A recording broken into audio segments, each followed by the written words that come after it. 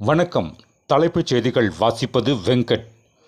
50க்கும் மேற்பட்ட தொண்டர்களுடன் விஜய் முன்னிலையில் தாவேகாவில் இணைந்தார் செங்கோட்டையன். ஒரு தூய்மையான ஆட்சி தமிழகத்தில் மலர்வதற்கு தமிழகம் வெற்றிக் கழகம் என்ற ஒரு மாபெரும் இயக்கத்தை உருவாக்கி மக்கள் மனதில் இடம் பிடித்துள்ளார் விஜய் என்று தமிழக வெற்றிக் கழகத்தின் இணைந்த முன்னாள் அமைச்சர் செங்கோட்டையன் தெரிவித்தார்.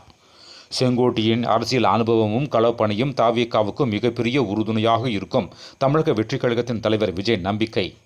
புதுச்சேரியில் பிரபல நிறுவனம் பெயரில் போலி மருந்துகள் தயாரித்த ஆலைக்கு சீல்.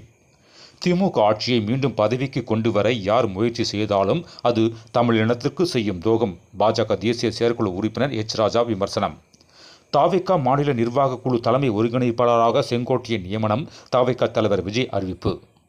வங்கக்கடலில் உருவானது டிட்வா புயல். ஆழ்ந்த காற்றழுத்த தாழ்வு மண்டலம் வலுப்பெற்று புயலாக மாறியது. வாக்குரிமையை தவறாமல் பயன்படுத்தி ஜனநாயகத்தை வலுப்படுத்த வேண்டியது நமது பொறுப்பு. அரசமைப்பு தினத்தில் பிரதமர் நரேந்திர மோடி வலியுறுத்தல். விஜய் முதலில் தேர்தலில் நின்று தனது பலத்தை நிரூபிக்கட்டும்.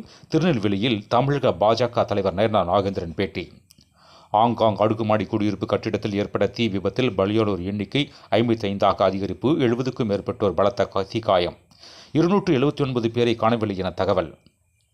தனக்கு எதிரான பிறப்பித்த லுக் அவுட் நோட்டீஸை திரும்பப் பெற கோரி செந்தில் பாலாஜியின் சகோதரர் அசோக்குமார் தொடர்ந்த வழக்கில் அமலாக்கத்துறை பதிலளிக்க சென்னை உயர்நீதிமன்றம் உத்தரவு. சிறப்பு தீவிர வாக்காளர் பட்டியல் திருத்தப் பணியால் நெருக்கடி. இளையான்குடி அலுவலகத்தில் ஆடை கையில் கத்தியால் கீறி தற்கொலை முயற்சி. ரத்தம் வெளியேறிய நிலையில் அரசு மருத்துவமனையில் அனுமதி. மேலும் விரிவான செய்திகளுக்கு அரசியல் ராஜ்யம் மின்னிதழை படியுங்கள். நன்றி, வணக்கம்.